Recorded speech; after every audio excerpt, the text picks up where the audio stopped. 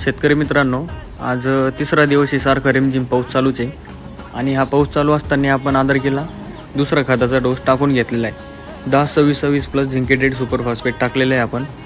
खूप जास्त heavy dose घेण्याचं पण काही कारण नसतं मित्रांनो, काही गरजच नसते थोडक्यात सांगितलं तर, कारण आपण त्याच्यामध्ये बॅक्टेरिया सोडत असतो आपण आपल्या आदरकीला आणि ते बॅक्टेरिया असं काम करतात की हे खत जेवढं पण टाकलेलं आहे आपण त्याला लवकरात लवकर उचलून घेतं आणि कोणतंही आपलं खत वाया जात नाही।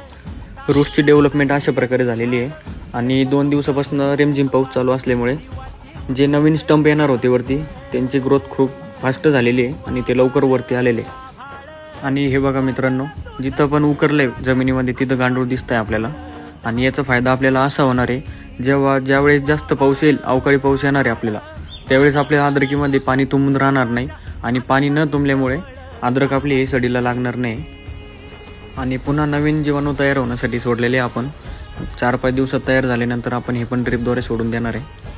आणि बाकी व्हिडिओ आवडलेस फॉलो नक्की करून घ्या। पुढचा व्हिडिओ कोणत्या टॉपिकबद्दल बनवायचा आहे ते मला कमेंटमध्ये नक्की सांगा। धन्यवाद।